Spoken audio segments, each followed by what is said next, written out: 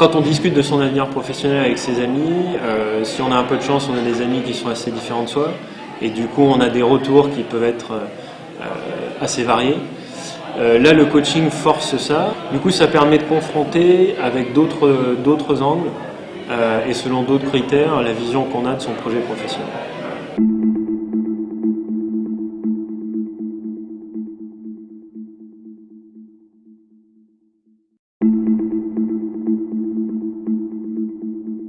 Le coaching, ça fait partie ce que je pense être les meilleures expériences de la mine.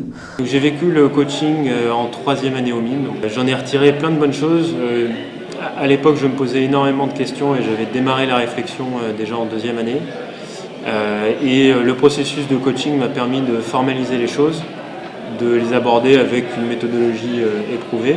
Ce qu'on pense être le plus intéressant au départ, c'est qu'on va avoir des infos sur comment fonctionnent les industries dans lesquelles on veut travailler, comment les gens vivent dedans, quels sont les vrais problèmes, quels sont les gens à contacter, qui fait quoi, et d'avoir un peu un début de réseau, une idée de ce qui marche.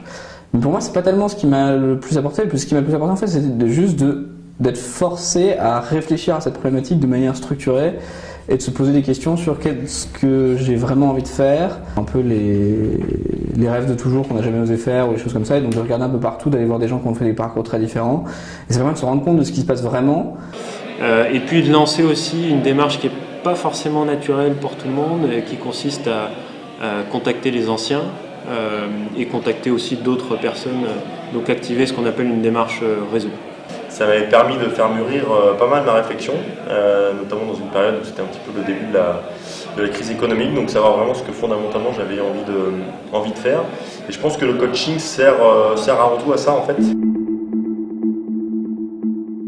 Donc être coach, ça m'apporte pas mal de choses, ça permet déjà de rester en contact avec l'école des mines, ce qui est toujours intéressant. C'est de rendre un petit peu ce que ça m'avait donné. Aujourd'hui, j'ai envie de devenir coach et il y a plusieurs raisons à ça. Il y a d'abord, j'ai dit, c'est le coaching pour moi, c'est une des meilleures expériences de la mine et c'est quelque chose qui requiert d'avoir quelqu'un qui est dans le monde du travail. On va pousser des gens à réfléchir sur eux-mêmes. Le coaching, ça permet d'aller voir ailleurs, de sortir des sentiers battus sans trop perdre de temps, sans trop prendre de risques et sans trop investir des ressources là-dedans. Et en même temps, si jamais on est bien dans la filière qu'il faut, dans l'industrie qu'il faut, dans ce qu'on veut, on avait bien trouvé, ça permet vraiment de confirmer, d'être sûr à 100% et de ne plus avoir de doute après. C'est la 2e année maintenant que je suis coach pour des 3e années. J'ai beaucoup apprécié la première session, donc c'est pour ça que j'ai rempilé pour cette année. La raison pour laquelle j'ai souhaité apporter ma contribution par ce coaching, c'est je pense que ça a trait au fait qu'on reçoit beaucoup de choses pendant 3 ans. C'est une très belle école, une très belle formation et notamment le coaching y contribue.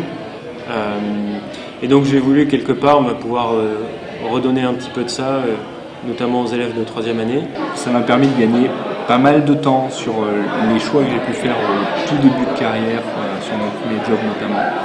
Et aujourd'hui, je reviens encadrer des étudiants en coaching cette année et l'année précédente également, avec pour objectif de continuer à perpétuer la méthode et donner un coup de main aux autres comme on a pu m'aider moi à l'époque. Les coachs ont fait les mêmes études, ils ont eu les mêmes questions, ils ont eu les mêmes problématiques, ils ont eu exactement les mêmes réflexions généralement. Soit il est exactement dans la même situation que l'élève mais 3 ans après, ou 5 ans après, ou 10 ans après, soit il connaît des gens qui sont presque dans la même situation ou très similaires et qui peuvent ainsi remonter jusqu'à quelqu'un qui débloquera la situation. Analyser un petit peu les personnalités des gens, les aider à voir ce qui est important pour eux. C'était une dimension assez forte, notamment dans ma première expérience professionnelle où il y avait beaucoup de cette dimension, de ces aspects de coaching.